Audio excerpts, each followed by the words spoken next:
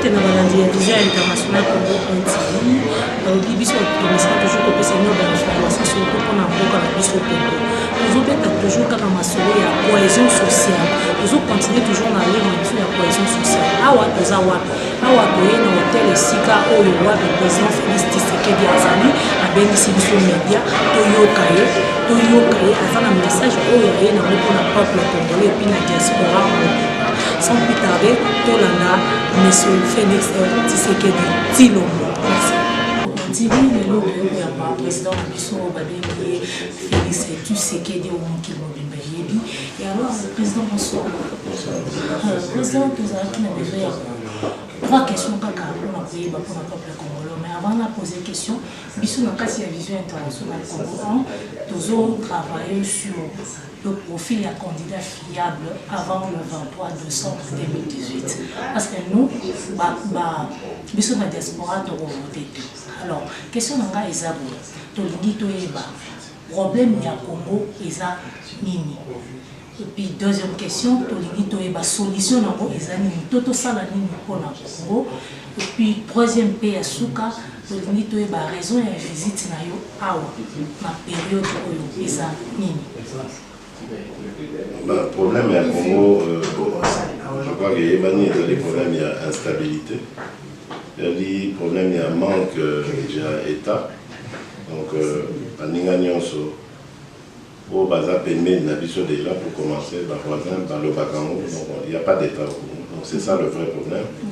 Et le problème dans l'eau, les problème, il y a gestion, il y a l'État. Donc, pouvoir les alliés pour respecter le peuple. Les alliés pour l'anda, Nibeko, Oyo, il y a constitution. Donc en fait, globalement, c'est un problème politique.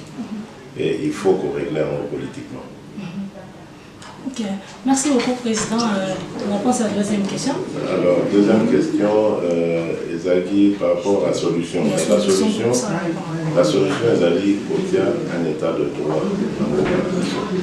Parce qu'il n'y a qu'avec un état de droit que l'autorité de l'État est beaucoup posée partout.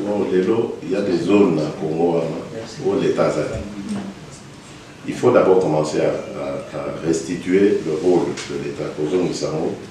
Ensuite, l'administration de l'Ozanango pour y avoir besoin du peuple. D'abord, pour y avoir tous les abonnés, Congolais, Bazanamoka, Libanda, pour y avoir un programme de développement économique au Salem. Sauf qu'il y a nombre de qualités, pour y avoir beaucoup de ensuite, il faut lutter contre la baignons sur les corruption.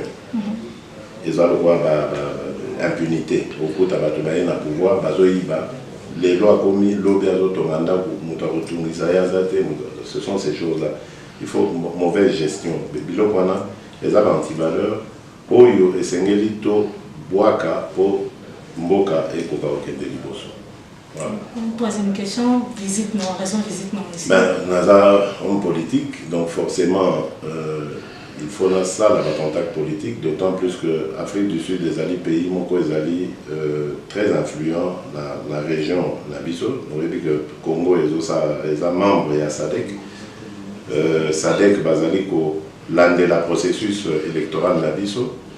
Processus électoral, les alliés n'avaient pas de problème ébélé, pas de cocoso ébélé. Donc, il fallait pour expliquer à nos partenaires sud-africains la difficulté aux pour avoir une élection crédible. Et l'élection crédible, réussite et que ça la paix que Congo et Kende Liboso. Ceux qui ont échoué l'élection est venue à paix. Et bien, crise et qu'on continue dans le cas, pas si qu'on continue. Il y a un très important. Tokoka aux élections, mon poète Tombo Lamboka. Merci, Président. Juste un mot pour le peuple congolais au Bazolanda, la diaspora et puis partout dans le monde. Juste un mot pour la présence. La petit peuple, la Bissombo est partout, ici, quand on est au Bazali. On a ici que Baza Makasi, donc Baza toujours la détermination. Bisso, Toko trahir Bamote, Toko Limbapete. Pour continuer comme on a victoire. Merci beaucoup, Président. Merci, nous sommes presque à la fin de notre émission. On a notre président, to continuer toujours lit na biso to koma na mona suka victoire merci